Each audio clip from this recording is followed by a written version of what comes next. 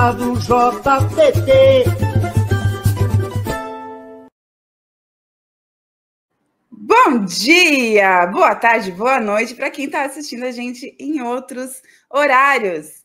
É preciso lembrar de onde viemos e cujos ombros estamos apoiados e apoiadas. Gustavo de Lacerda, um nome que deveria ecoar na história do jornalismo brasileiro, foi um catarinense negro, socialista e pioneiro na luta pela valorização da nossa profissão. Nascido Gustavo Adolfo de Fraga, filho de Maria das Dores de Fraga, mulher negra escravizada, ele carregou em seu nome original a marca da violência escravocrata, Fraga, o sobrenome do senhor de sua mãe. Ao se reinventar como Gustavo de Lacerda, ele não apenas rejeitou essa herança de opressão, mas fundou a Associação Brasileira de Imprensa, a ABI, um marco na organização da nossa categoria. A sua trajetória, marcada por resistência e sacrifício, inclusive o da sua própria saúde, nos lembra que o jornalismo sempre foi e sempre será um ato político. Hoje, ao lado de um especialista que vai nos ajudar a decifrar essa história tão importante para o nosso estado e para o nosso país, também divulgamos a 4ª edição da distinção jornalística Gustavo de Lacerda. E eu vou convidar a entrar aqui comigo ao palco a nossa querida presidenta da Cooperativa Comunicacional Sul, Rosângela Bion de Assis. Bom dia, Rosângela. Teu microfone está mutado. Gente, aí, o meu computador, na hora de entrar, a câmera desligou, o microfone desligou. É assim, ao vivo é isso aí mesmo. É sempre assim, né, Emi? Essa é a rotina. Quando tá tudo certo, é estranho. É isso, não, quando tá tudo normal, tudo dando certo, a gente já fica assim, alguma coisa vai acontecer. Raul Fittipaldi falando de presidenta da nossa cooperativa. O Raul Fittipaldi, nosso fundador, está aqui com a gente também, dando bom dia. E ele não sabia que você estaria aqui comigo hoje, Rosângela. Surpresa! Bom dia, Emi. Bom dia, audiência do Jornal dos Trabalhadores e Trabalhadoras. Ai, que diferente para mim, assim, ser chamada, né? A gente está acostumada a chamar... eu tô acostumada a chamar e não a ser chamada, a ser conduzida. Ai, que delícia! Adorei! Que legal!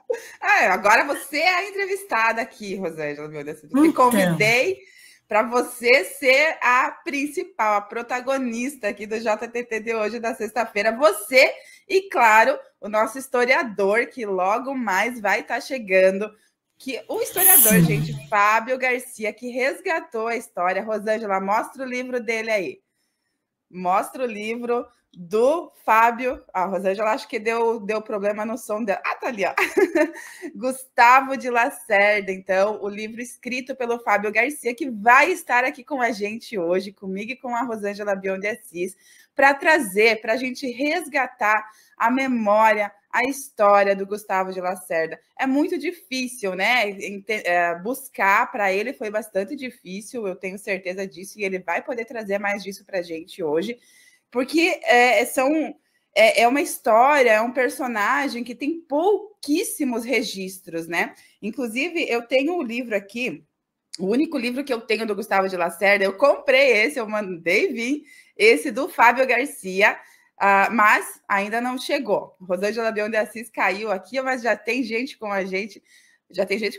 Olha só. Carlos Alberto, bom dia, Carlos Alberto de Santa Teresa do Rio de Janeiro, presente. Seja bem-vindo ao JTT Debates aqui da nossa sexta-feira, dia 23 de maio de 2025. Eu tenho que olhar aqui que dia é hoje, né, gente? A gente se perde, tá tudo bem. O livro que eu tenho aqui é do Moacir Pereira. É um catarinense visionário, Gustavo de Lacerda, e o centenário da Associação Brasileira.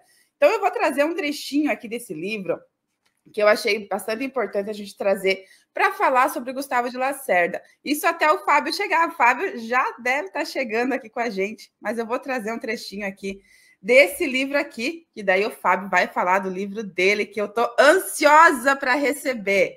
Gustavo de Lacerda sonhou com dias melhores para os jornalistas, mas jamais deve ter imaginado o papel histórico cumprido pela sua Associação Brasileira de Letras, lutando pela liberdade de informação e de expressão e liderando as principais bandeiras nacionalistas e democráticas do país.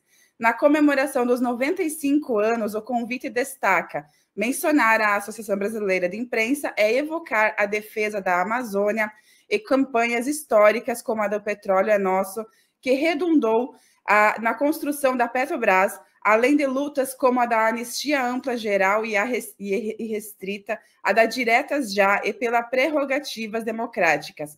A Associação Brasileira de Imprensa também sempre se posicionou a favor da paz, contra as guerras de conquista e assassinatos, no caso de populações. O ideário desse extraordinário catarinense merece ser lembrado pelo depoimento de outro precursor do socialismo, Sadoc de Sá, presidente do Círculo dos Operários da União, sobretudo pela atualidade dos conceitos. Gustavo de Lacerda não possui o calor ardente que Maribeal sabia incendiar as multidões. Ao contrário, pelos seus conceitos, ele vê o objetivo pela educação, pelo saneamento moral. Não condena o que vislumbra através da realidade. Procura melhorar, transformar pelos meios evolutivos e construtivos. Na mediação socialista, o pensamento é a base e a palavra deve ser medida dentro da realidade e não da possibilidade ou de aventuras. O que realiza Gustavo de Lacerda na imprensa do Brasil é a construção. Fábio já está aqui com a gente, eu vou trazer o Fábio aqui ao palco. Bom dia, Fábio Garcia, seja muito bem-vindo. Mais uma vez ao JTT aqui com a gente. Fábio, quem foi Gustavo de Lacerda? Última vez que você veio aqui, só complementar aqui e explicar para a nossa audiência. Na última vez que você esteve aqui no JTT falando sobre Gustavo de Lacerda, você ainda não tinha escrito o seu livro. Então, o que aconteceu desde então? O que você descobriu sobre Gustavo de Lacerda? Bom dia, Amy. Prazer estar aqui no Portal Desacato, um portal que traz sempre notícias relevantes, né, conteúdos que saem da caixa da grande mídia. E para mim foi um grande prazer poder fazer a pesquisa sobre Gustavo de Lacerda, uma pesquisa que emerge justamente dos 15 anos do Portal Desacato.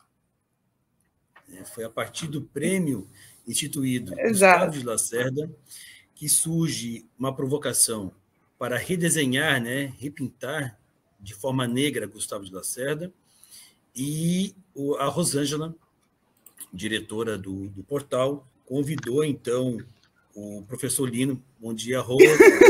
Que está aqui com a gente. Com problemas no computador dela, mas ela volta. Está aqui.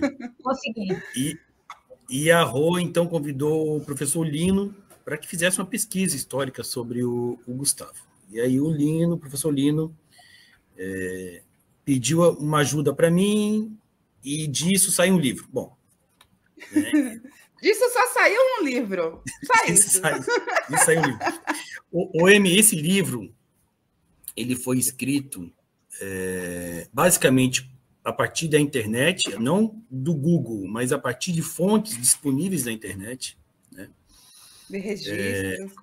Registros e registros históricos, tem registros novos aqui do Exército. Foi feito todo um trabalho de genealogia de Gustavo de Lacerda, coisas novas, né? Então, Gustavo de Lacerda, quem foi Gustavo de Lacerda? A gente conheceu ele, por um certo tempo, como o fundador da Associação Brasileira de Imprensa, a ABI. Uhum. Os historiadores e jornalistas catarinenses, quando se detiveram sobre a biografia dele, o fizeram sempre explicando essa criação da ABI. Então, assim, Sim. Parece que como se ele tivesse um centralizou na ABI. O que o Gustavo fez? A história dele é só a ABI. É a ABI. E aí, assim, fundou a ABI e morreu pobre. Tá? Essa é o resumo da biografia do Gustavo de Lacerda, que a gente conhecia até então.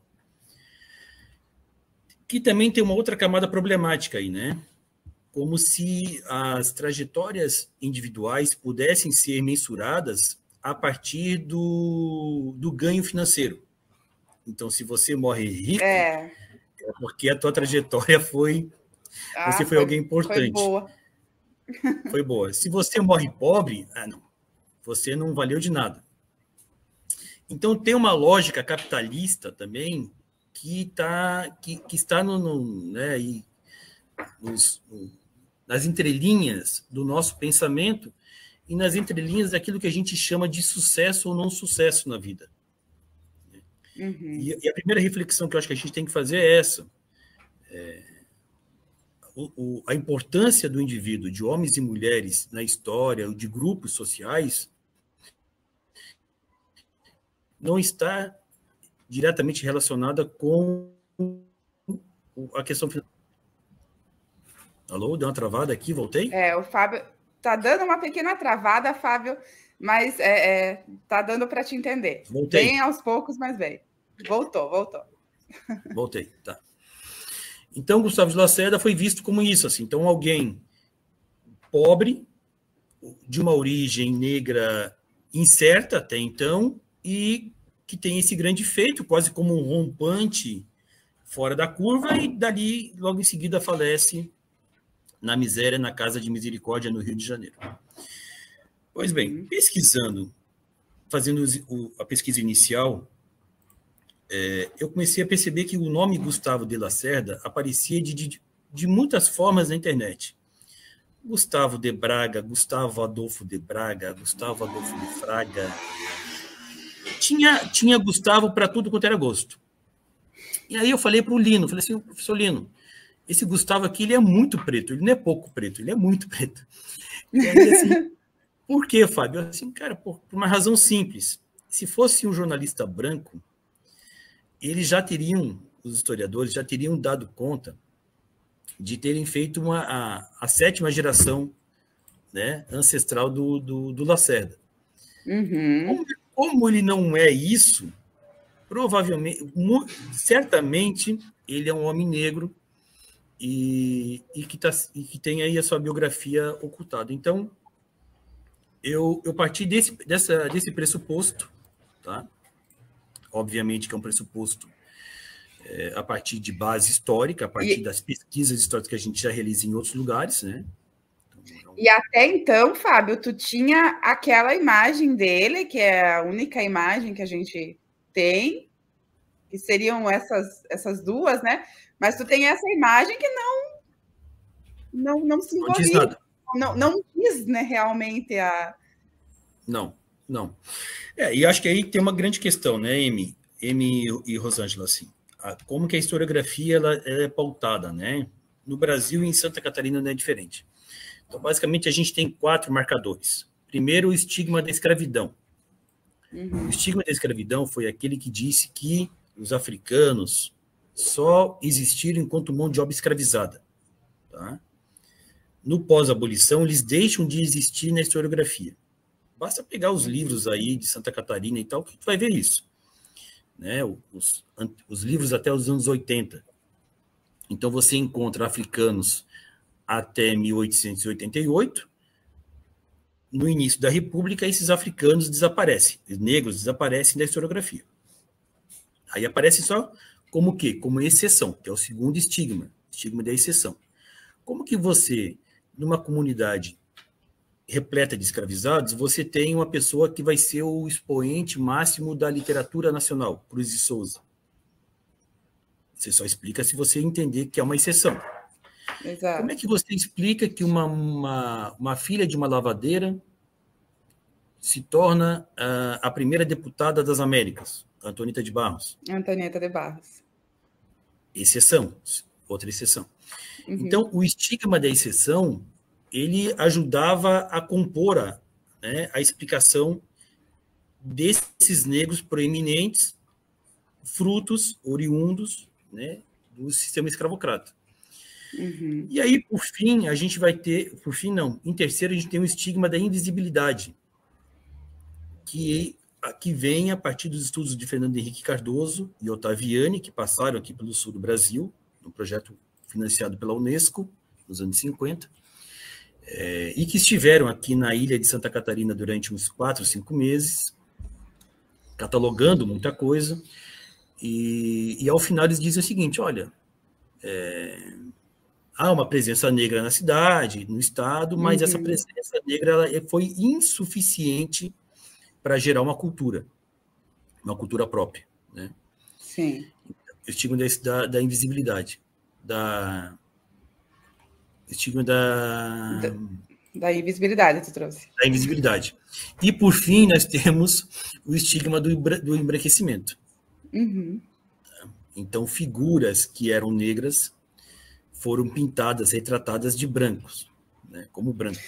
Ô, Fábio, tu sabe que ontem, só dando um corte ali nesse apagamento, né, nesse embranquecimento, ontem eu estava conversando com o Cláudio Sarará, que é será um dos nossos homenageados pela distinção Gustavo de Lacerda, e a gente estava fazendo, porque era para ele estar aqui hoje com a gente, mas não pôde, e o Cláudio e eu, a gente estava num debate muito interessante sobre a Antonieta de Barros, que o Cláudio me trouxe, inclusive, que tem em Santa Catarina uma homenagem, entre muitas aspas, a ela, sobre mulheres empreendedoras.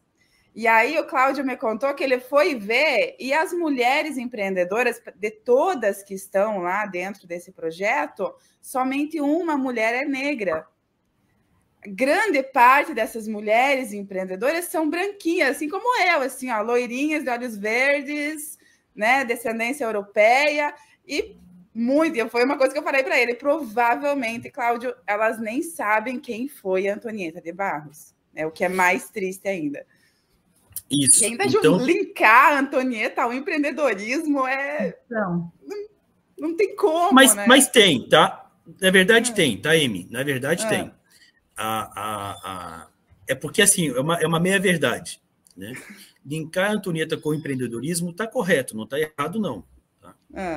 Porque a Antonieta, após se formar no curso de normal, como professora, ela poderia optar, como várias outras pessoas optaram ao terminar o curso normal, de buscar um cargo público, por indicação. Era assim que acontecia.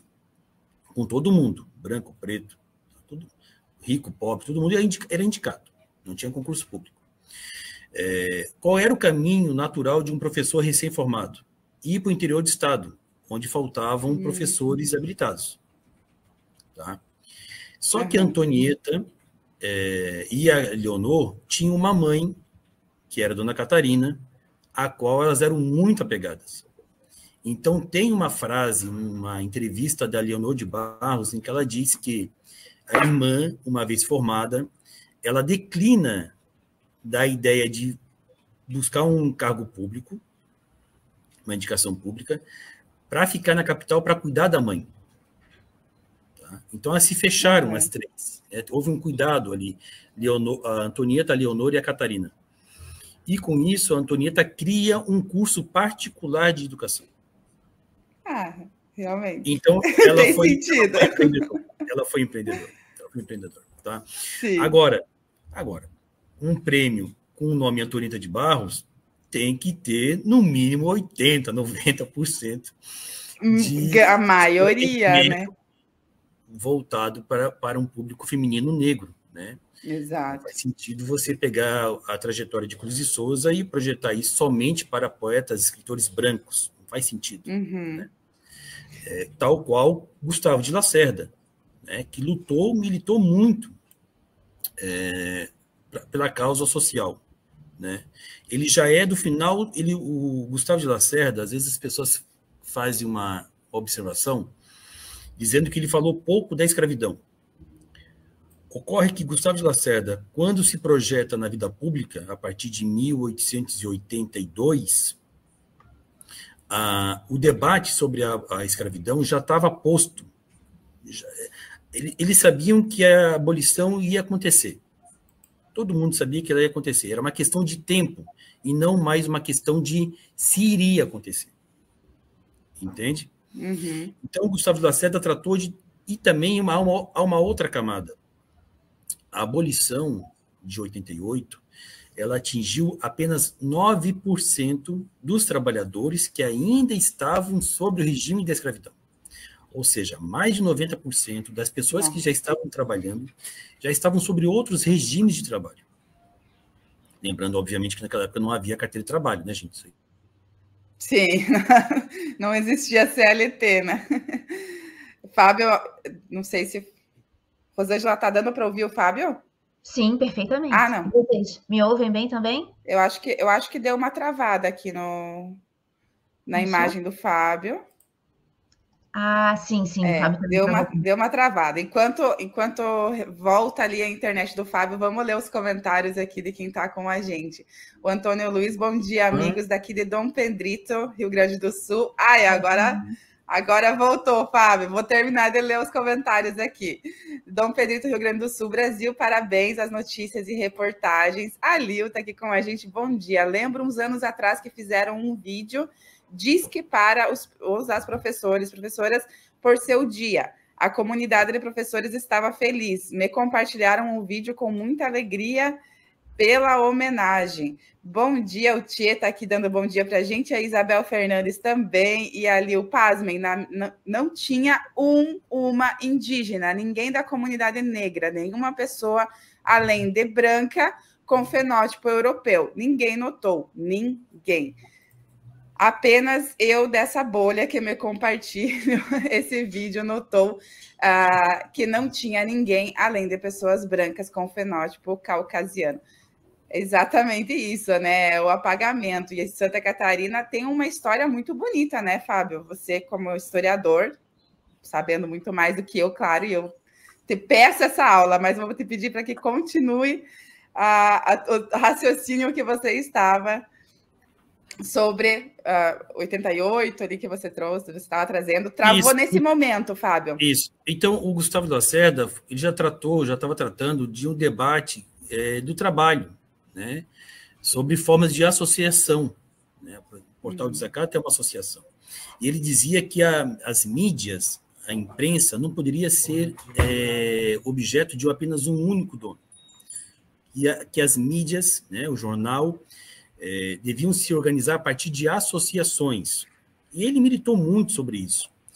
Mas na história do associativismo no Brasil, do cooperativismo no Brasil, você não vê uma linha de um membro do cooperativismo dizendo que o cooperativismo acontece ou iniciou nesse país com a população africana. Porque os primeiros que vão fazer associativismo, cooperativismo na prática são os africanos. São brancos. O que são os terreiros de candomblé? Senão um grande associativismo, um grande cooperativismo, de pessoas que não se conheciam muitas vezes, mas que se reuniam em torno de uma pauta única, a sobrevivência e o culto, obviamente, dos seus antepassados, orixás, entende? Mas se a gente não conseguir perceber isso, a gente vai continuar repetindo uma ideia de que o cooperativismo no Brasil é fruto de uma influência da luta operária italiana, alemã. Não. Exatamente. Vem essa imagem à mente, né, quando se fala em cooperativismo. Né? Isso. E, Emi, se a gente for pensar jornalismo no Brasil, tá? Desde o meados do século XIX até os anos 30, a gente não vai conseguir entender a força e a importância da imprensa sem entender a presença negra nesses lugares. Não é mais, a gente não pode mais pensar a ideia de que o negro contribuiu para a sociedade brasileira. Não é isso. Se a gente não tem que mudar a chave epistemológica. O negro, ele construiu, ele arquitetou. Tá? O negro, ele colocou as bases, né, daquilo que a gente chama como sociedade brasileira. Entende? É de uma outra perspectiva. Hoje eu estou fazendo a live aqui da sede do INGESC, Instituto de Genealogia de Santa Catarina. Então, aqui a gente desenvolve uma pesquisa, um grande estudo genealógico de famílias africanas e negras, desde 1726, e estamos vindo. Então, a gente está, a cada época, pegando um período histórico e estamos avançando. Sabe quando que se deu o primeiro casamento na igreja? Primeiro casamento de africanos escravizados na igreja, em desterro? 1726. Caramba. O noivo era de São Paulo, noivo de São Paulo, e a noiva da costa da África. 1726, guarda essa data. Quando que chega o primeiro casal de açorianos para Santa Catarina? 1750. 24 anos depois. Tá? Caramba! Tá? Isso com base histórica. Então, assim, ó, o que a gente tá provando hoje? Provando com dados. Antes a gente já provava, já dizia isso. Sim. Né? Mas hoje a gente tem os elementos históricos para dizer. Bom, se em 1726 a gente já tem um casamento formal, legalizado na igreja, imagina quantas pessoas, quantas famílias já existiam anteriormente a isso. Entende? Então, essa ideia do boi de mamão, né, que é muito forte aqui no litoral, o cultivo do peixe, os cozidos, N cozidos, né? Isso é uma gastronomia, os doces, tá? Se a gente for pensar queijadinhas, pé de moleques, banana recheada, tem uma gama, né, Rô, de tradições aqui no litoral catarinense. Eu estou pensando no litoral, mas já vou passar na serra, que a gente só vai entender se a gente entender a influência, a presença negra nesses locais, essa gastronomia. E quando a gente adentra um pouco mais para a região serrana, a região das tropas, dos tropeiros, cara, quem são os tropeiros? O tropeiro não é o loiro de olho azul. Entende? Por mais que eu queira inventar essa história, mas assim, é muita forçação de barra, entende? Então, Gustavo de Lacerda, essa que é a grande questão. Ele não foi uma exceção em sua época. Não quero dizer que as coisas eram fáceis, longe disso. Mas estou a dizer que ele não é uma exceção em sua época. Né? Recentemente, ontem, inclusive, a gente se debateu aqui com uma ficha nas nossas pesquisas de um rapaz chamado Francisco Luiz... Deixa eu pedir ajuda para os universitários aqui. Fique à vontade. De Escovar. O pessoal que está trabalhando... De Escovar, tá? Ele aparece às vezes... No começo ele aparecia assim, mulato, forro. Depois, pardo, forro. E na última ficha que a gente encontrou dele, tá assim, batizado, tal, o padrinho Francisco Luiz de Escovar, soldado. Tá? Soldado. Aí, quando ele entra como soldado, ele já não é mais mencionado como pardo ou como mulato forro. Aí já ficou branco. Mas a gente sabe, como a gente tem a linha, a genealogia dele, a mãe era uma mulher preta forra. A mãe era da costa e que conseguiu a alforria. Então, nós estamos falando de 1785. Então, essa presença negra nas forças armadas, né, no exército, sobretudo no exército, isso é de muito tempo, ou nas milícias, né? Aí lembrando a tropa dos Henriques, a tropa de Felipe Camarão, que foram tropas que vieram aqui para Santa Catarina, que inclusive fizeram a guarnição da ilha de Santa Catarina, eram tropas negras.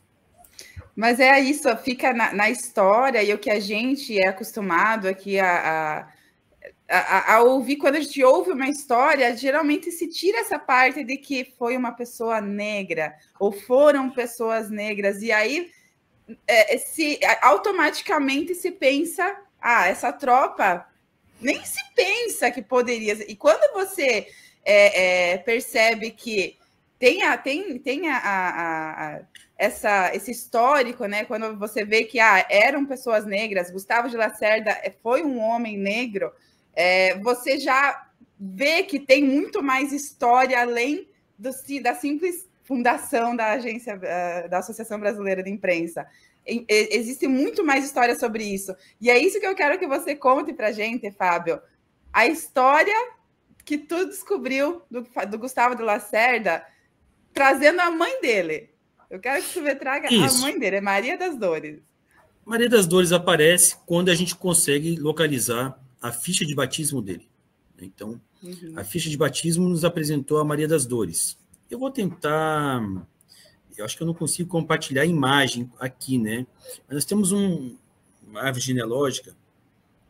Vou tentar... Pode mandar no meu WhatsApp, se você conseguir, que eu compartilho aqui para nós. Tá, vamos ver se eu consigo fazer o compartilhamento aqui ao vivo, gente, porque é isso, né? Ao vivo isso aí, a gente vai... Quem sabe faz ao vivo. Para você poder explicar, isso aí.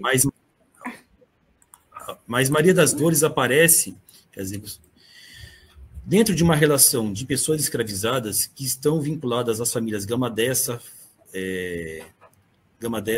Fagundes e os Fragas. Tá? É desse grupo. Esse grupo de escravocratas estão relacionados com a trajetória de Cruz de Souza. Tá? Então, também, assim, foi achar, linkar? Não, foi vindo, começou a vir muita gente, né? Muita gente durante mesmo. A pesquisa. Durante essa, estou te mandando aqui, Emi. Durante essa pesquisa, tá. E aí apareceu o quê? Então, a Maria das Dores, uma mulher negra, escravizada, né? Que teve mais outros 3 filhos, Maria, Luísa e o Frederico, além do Gustavo. Gustavo não nasce com o nome de Gustavo de Lacerda, nasce como o nome de Gustavo Adolfo de Fraga, porque a família era escravizada dos Fragas. Dos Fragas. Tá? Quando ele cresce, né, pode ir passando e a gente vai lá para a genealogia só para... Pode ir, vai, depois a gente pode voltar e tal, tá? Ó, esse aqui, volta um pouquinho. Aqui? Esse aí. Anterior, por gentileza. Opa. Isso aqui é a certidão de batismo do Gustavo. Então, aqui, ó, aos 10 dias de maio de 1854, na Matriz Nacional do Desterro, batizei e pus os santos olhos ao inocente Gustavo, nascido a 21 de janeiro do dito ano, então de 1854, filho natural de Maria das Dores, escrava de Antônio da Costa Fraga. Por que é natural? Ponto aqui. Porque o pai não foi mencionado. O pai aqui, eles podiam até saber quem era o pai. Mas não foi mencionado. E como o pai, como a Maria das Dores, não foi casada na igreja, o Gustavo aparece como filho natural.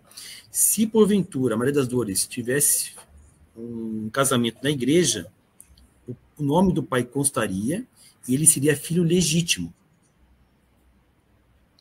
Tá? Mas deixa eu te fazer uma pergunta, Fábio. Tu descobriu se Gustavo de Lacerda nasceu quando sua mãe, Maria das Dores, ainda era escravizada ou depois? Aqui, ó. Filho natural de Maria das Dores, escrava de Antônio da Costa Fraga. Ah, então ele nasceu ainda, verdade. O Gustavo Lacerda nasce escravizado. Nasce escravizado, exato. Porque se ele tivesse sido alforriado na pia batismal, estaria aqui, nesse assento, nesse registro. Aí a gente vai, continuando o termo, foram padrinhos Manuel de Almeida Gama, que é os Gama Dessa, tá? E Dona Maria Natália Ramos, a esposa, do que, para constar, fez assinou o termo o vigário Joaquim Gomes. Vejam, esses documentos, M e Rô, estiveram disponíveis aos pesquisadores desde que foi criado, desde 1854. Entende? Mas nunca foi utilizado nas abordagens históricas. E aí, a partir dele e dessas diversas camadas, a gente consegue, e obviamente, claro, relacionando com outros elementos, amplia, por gentileza, essa imagem, da genealogia. A segunda da genealogia? Tá. Essa aí. Espera aí. Amplia, por gentileza. Calma aí. Aí, agora sim. Obrigado. Então, a gente tem a Maria das Dores como mãe, tá? O pai do Gustavo de Lacerda é o Luiz de Souza Fagundes, tá? que vem daquela família dos Fagundes, que eram professores de piano. Tá? Luiz de Souza Fagundes teve uma primeira esposa, chamada Clara Emília de Almeida. A Clara falece, e aí ele tem um segundo relacionamento, um segundo matrimônio não oficial com a Maria das Dores. Tá? Por isso que ele não aparece no registro oficial, porque ele é um militar branco que tem um relacionamento com uma escravizada preta da casa, do conjunto de escravizados ali da família. Sim. Então, o que a gente conseguiu localizar? Um irmão da Maria das Dores, o Carlos de Fraga, chamado Mestre Carlos, que falece em 1905. Tá? E aí a gente vai ter os Gustavo e os irmãos, né? Então, Gustavo de Lacerda, o Frederico Augusto Fagundes, a Luísa Fagundes e a Maria da Conceição Fagundes. Veja que interessante. Como é que a gente entrelaça as relações? Se no batismo eu não tenho o nome do pai, como é que eu sei que eles são Fagundes? Ou Fragas? Aí foi relacionando com a ficha militar do Frederico, o irmão do Gustavo de Lacerda. Sim, o irmão. O irmão. Tá? Qual foi o método utilizado? Comparação. Depois que eu consegui montar esse quadro aqui, eu pensei o seguinte, cara, do Gustavo de Lacerda eu tenho um limite de pesquisa. Vamos dar uma olhada para os irmãos e ver o que acontece. E aí comecei a olhar para os irmãos. O Frederico também foi militar, tal qual o irmão.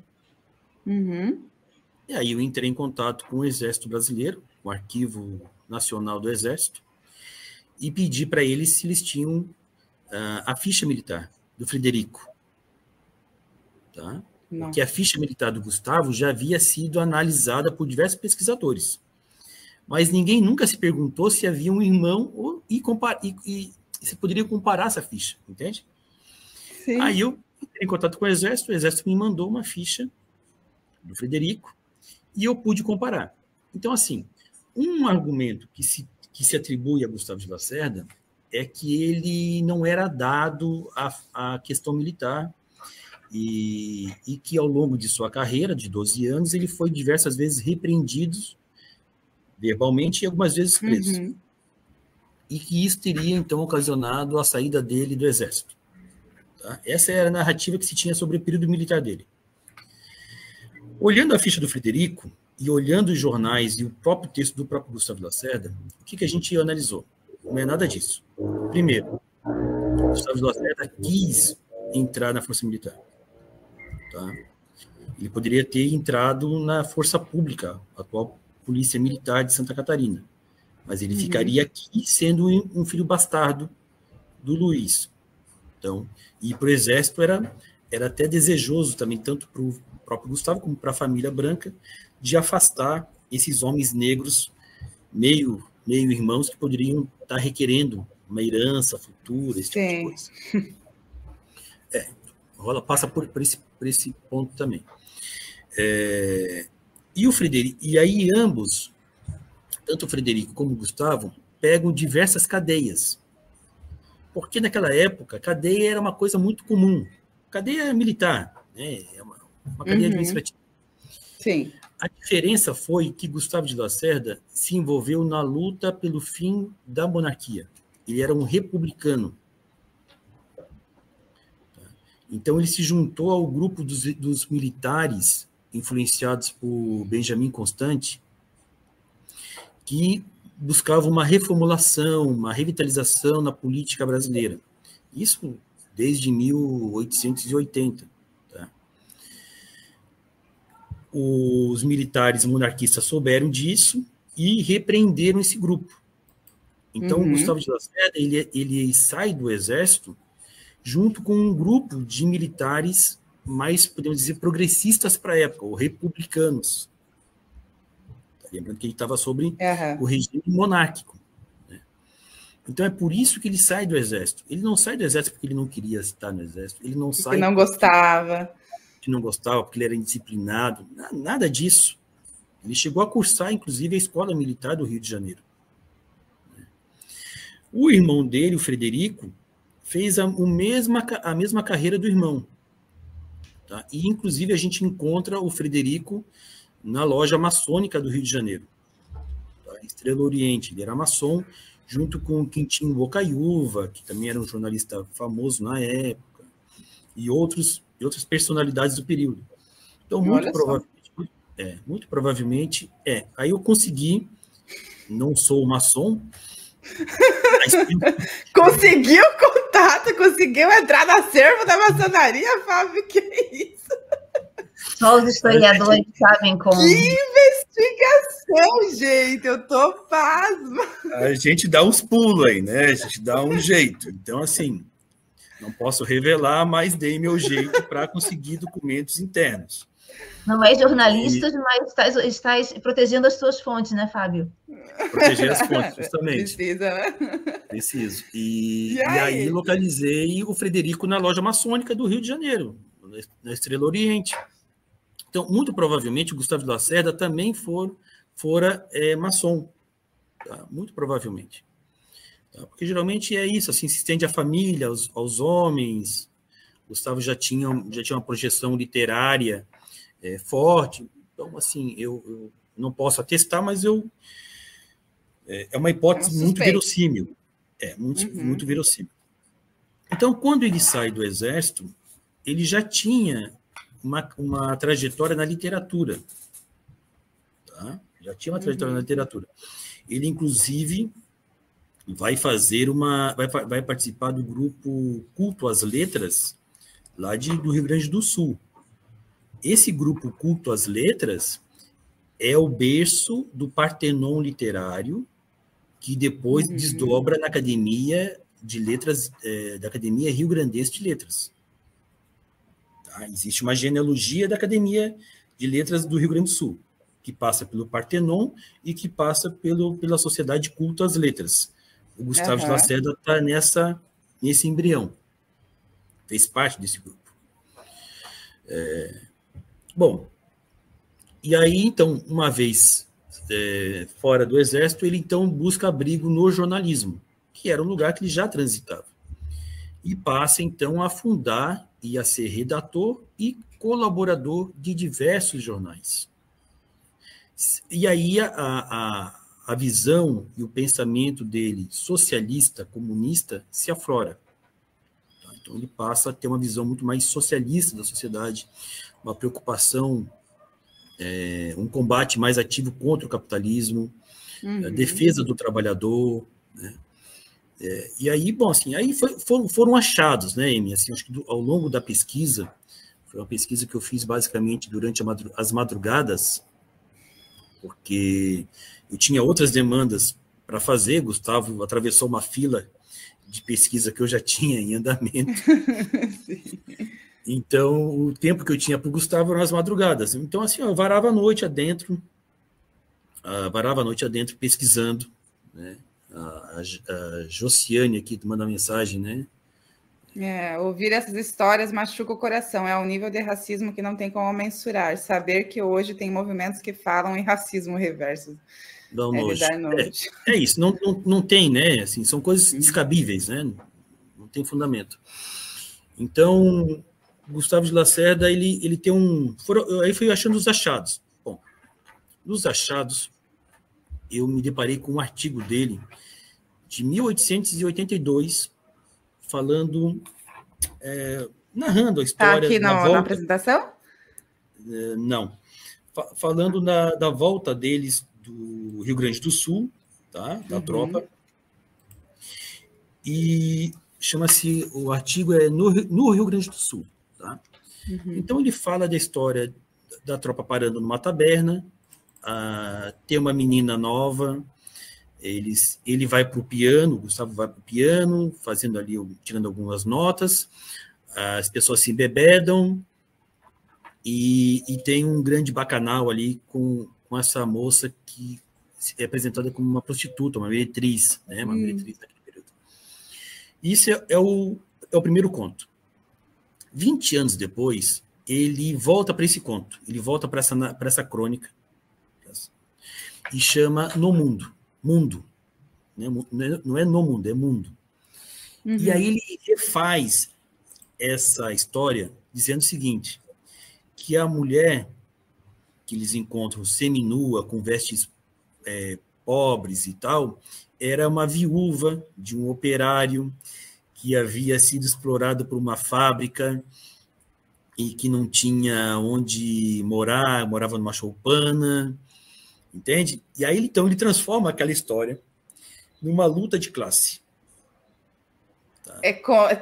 Você vê que teve uma grande trajetória, né, para ele voltar numa coisa que ele já tinha escrito e fazer uma sequência daquilo com um novo pensamento, né? Um novo pensamento. Então, num primeiro momento, obviamente, claro que isso é a trajetória do intelectual, né?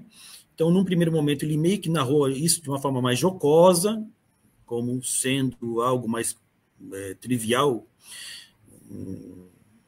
uma festa, né?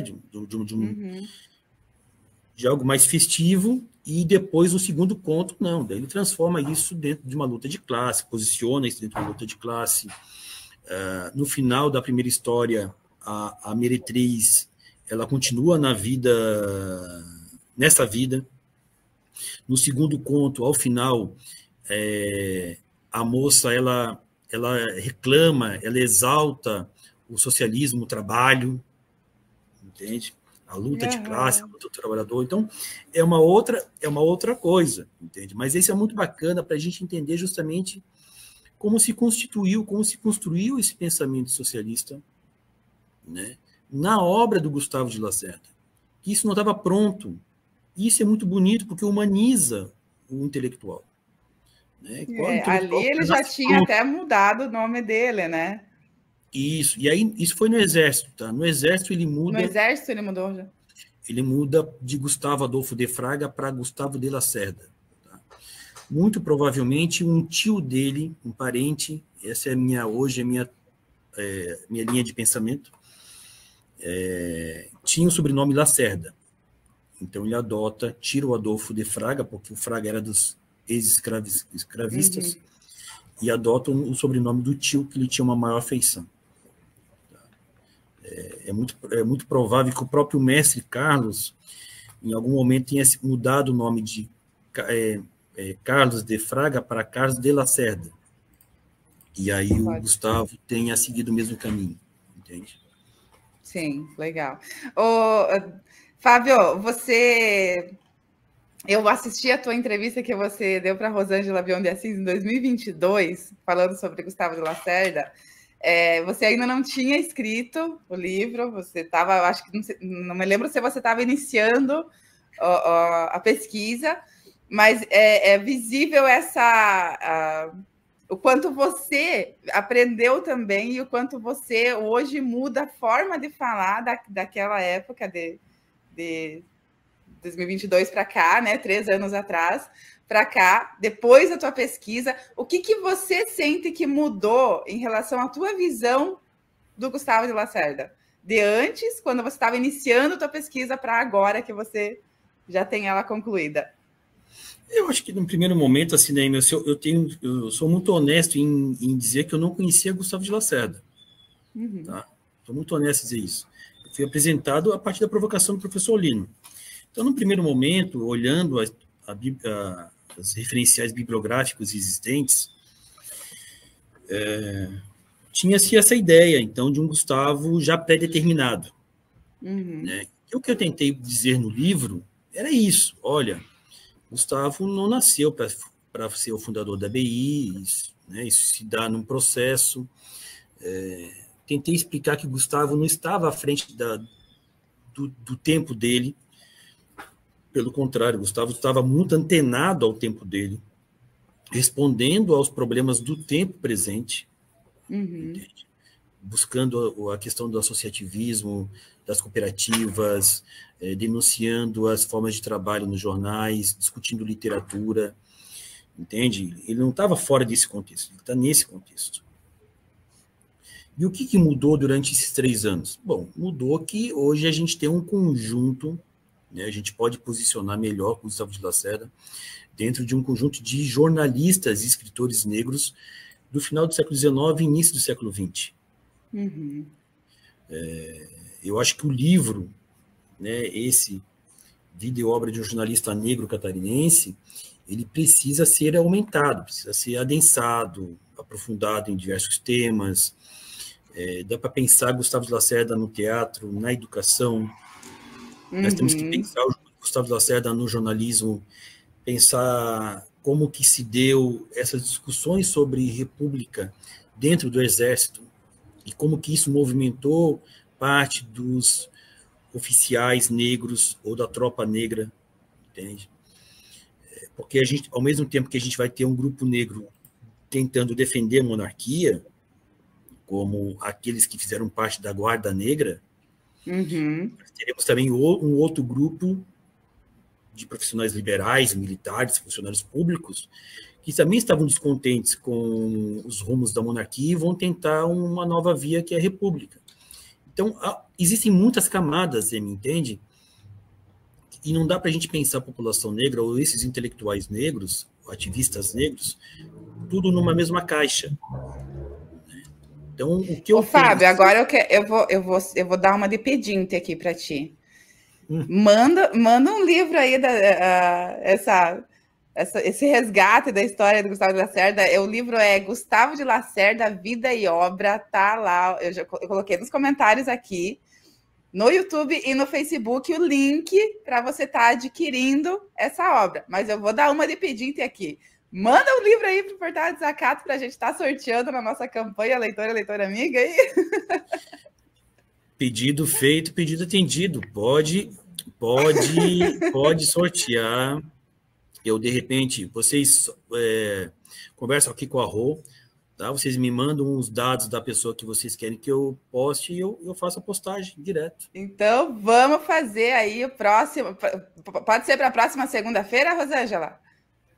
Não, Amy, para a próxima segunda a gente, inclusive, já tem livros. Já tem, tá bom. Vamos para a seguinte, a gente deixa organizado. Para a seguinte, então, nós vamos estar sorteando o livro do Gustavo de Lacerda, Vida e Obra, escrito pelo Fábio Garcia, historiador. Fábio, infelizmente o nosso tempo está acabando. Eu fiz questão de separar 1 hora aqui para a gente, porque eu sabia que ia ser pouco tempo. É muita coisa e você tem uma didática, como eu te falei ontem, é a aula, né? Eu estava ansiosa por essa aula que eu ia receber de ti. Mais palavrinhas finais aí para a gente encerrar. Agradecer ao Portal Desacato, agradecer a Amy, agradecer a Rosângela. Às vezes os historiadores são muito prolixos, né? Acabam falando demais. Mas, assim... Peraí, Fábio. Segura as pontas aí. Eu queria 1 minuto antes... Não vou, depois eu vou passar para ti. Tu vai trazer isso, sim. Ah, tá, mas então não sai daí, Fábio. Não te despede agora, que eu quero... Não. Só faço teu encerramento ali, mas a Rosângela vai seguir também. Eu queria só dizer para vocês que, às vezes, os historiadores se estendem muito, mas há uma justificativa para isso, né? Sobretudo no nosso caso, quando pesquisamos pessoas negras, trajetórias de sujeitos negros em Santa Catarina, no Brasil. Há um grande apagamento, há uma grande invisibilidade. Então, às vezes, só trazer o conteúdo puro e simples, ele fica solto dentro de um universo mental que a gente já tem sobre aquele assunto. Então, é sempre necessário fazer esse esforço inicial de abrir, desconstruir, né, tentar aprofundar essas primeiras camadas mais superficiais que a gente tem da história, para daí sim apresentar um conteúdo que a gente considera relevante, inédito, ou que traga algo novo, né, dentro desse conjunto maior que a gente já tem consolidado na nossa cabeça. Então, eu quero agradecer sempre a oportunidade de falar de Gustavo de Lacerda, de falar das nossas pesquisas, das personalidades negras aí do Brasil. E a Rô é uma grande parceira, uma grande companheira, que eu admiro muito. Tá? Muito obrigado pelo convite de sempre. Obrigada, Fábio. Rosângela, agora sim. Fala do nosso reconhecimento. A gente sempre aprende com o Fábio, é ótimo, e é isso, né? Estamos juntos aqui, é o nosso papel enquanto a função social e histórica do jornalismo também, fazer esse resgate.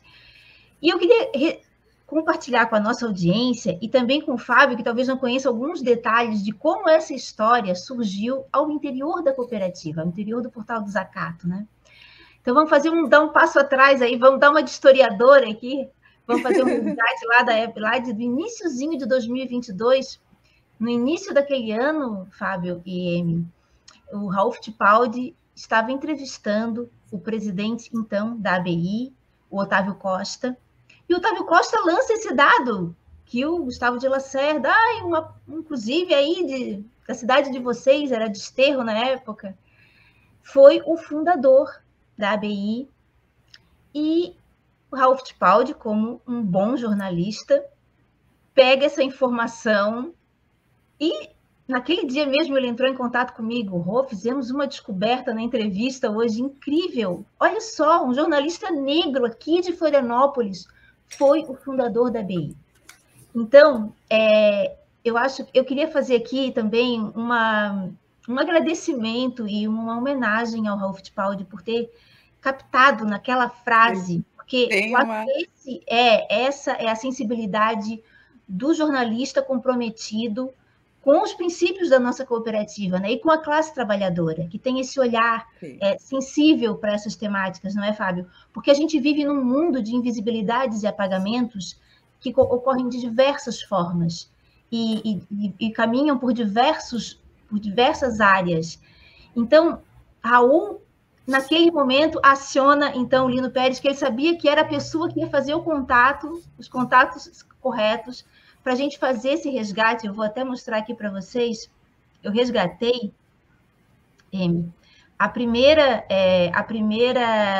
distinção, em 2022, quando o Fábio estava empenhado no resgate das informações, a gente, então, lança a distinção Gustavo de Lacerda de jornalismo, que naquele ano premiou o Valdir Cachoeira, que, se tudo der certo, está acompanhando nós nesse momento. Querido amigo, beijo. Valdir Cachoeira perdeu capoeirista, né? Capoeirista, jornalista histórico da classe trabalhadora, Frank Maia em memória.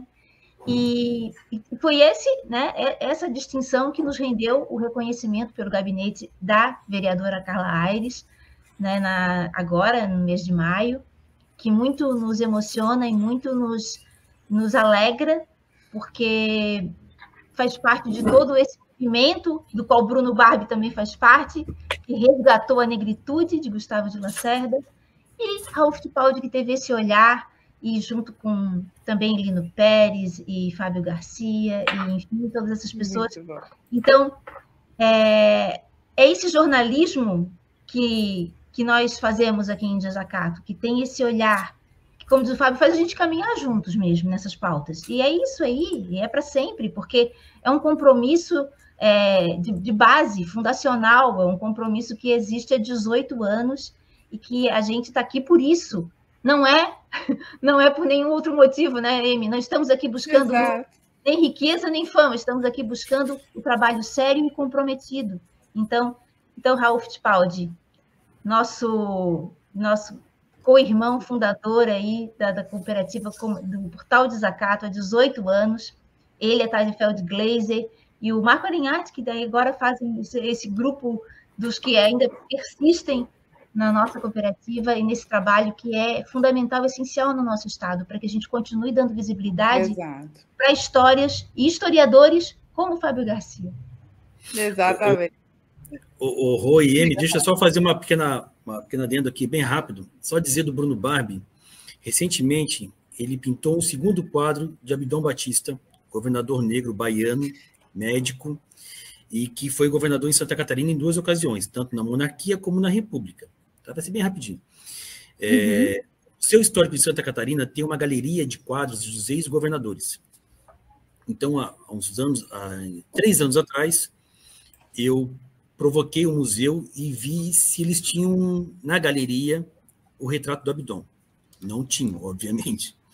Então, o que eu fiz? A editora Cruz de Souza, da qual eu sou proprietário, adquiri um quadro, mandei moldurar um quadro, uma pintura do Bruno Barbi, emoldurei, e a gente fez uma doação oficial para o museu. Então, hoje o museu tem na galeria oficial um quadro do Abdon. E esse mês, agora que passou, de maio, a cidade de Abdon Batista completou 36 anos de emancipação política. Esse aqui, Fábio? Isso, obrigado. E aí o deputado Marquito me acionou para que a gente pudesse estar organizando uma doação do retrato do Abdon para a prefeitura. Pasmem, em 36 anos de emancipação, é a primeira vez que o município possui um retrato de Abdon Batista. Gente... Tá? Eles não sabiam que Abdon era negro. Era negro. Era negro. Tá?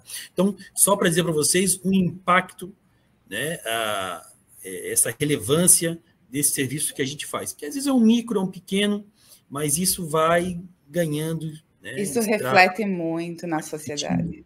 É isso aí.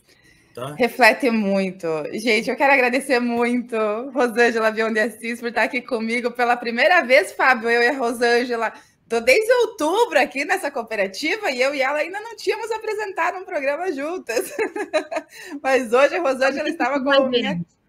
Isso aí, vamos fazer mais vezes. Hoje a Rô estava aqui como minha convidada junto contigo, Fábio, tão importante, tão essencial. Eu estava ansiosa por essa entrevista, porque eu venho pesquisando onde eu consigo, né? O Gustavo de Lacerda. Estou ansiosa para receber o meu livro. Então, lembrando nossa audiência aqui, ó, tá no YouTube e no Facebook o link que vocês podem acessar aí direto na editora Cruz e Souza, para estar adquirindo o seu livro. E também a gente vai ter ali nosso sorteio. Então, convidar todos e todas que estão aqui assistindo a gente para se inscrever no nosso canal no YouTube. Se você está assistindo a gente no Instagram, no Facebook, no X, acesse o nosso canal no YouTube, se inscreve. Também pode fazer parte do nosso clube de membros do nosso canal do YouTube, que você concorre toda semana a um livro de autores e autoras latino-americanos. E também ser um leitora amiga lá no nosso desacato.info, contribuir com 10, 15, 20 reais por mês, você já concorre também a esse livro. E também, claro, como a Rosângela apontou ali em cima, contribuir lá no nosso desacato.contribua.pix@gmail.com, até porque, como o Fábio trouxe mais cedo ali, né, nós somos uma cooperativa. Nós não somos uma empresa privada, não fazemos parte da mídia hegemônica, nós somos mídia independente e estamos aqui para trazer todo dia para vocês a outra informação. Fábio, muito obrigada por essa aula, mais uma vez. E eu encontro você no seminário, né? Você vai estar no nosso seminário. Qual seminário? Olha, agora você vai ficar sabendo. A democracia na América Latina está sob ataque. Golpes de Estado, lawfare, os assédios judiciais e perseguição política são as novas armas para silenciar os povos e suas lutas. Mas a resistência continua. No dia 18 de julho, o Portal Desacato e a Cooperativa Comunicacional Sul realizam o seminário Golpes, Anistias e Lawfare no Brasil e na América Latina. Um debate urgente com especialistas que vão analisar os riscos da nossa democracia e apontar os caminhos de luta. O evento também marca a 4ª edição da distinção jornalística Gustavo de Lacerda. E teremos um show especial com a cantora argentina Mariana Bararri, vencedora do Prêmio Gardel. Acontece no auditório da FESESC em Florianópolis, às 14 horas, com transmissão ao vivo pelo YouTube e nas nossas redes sociais. A sua presença e o seu apoio são fundamentais nessa luta por memória, verdade e justiça. Participe!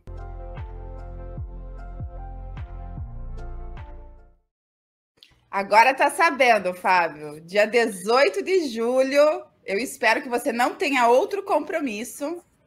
Tá convidadíssima a participar. Eu já escutei você anotando. Já tá anotado. Emi, foi um prazer. Rosângela, foi um prazer. Agradecer aos ouvintes. As pessoas estão nos assistindo aqui pelo canal do Desacato e colocar sempre à disposição, né?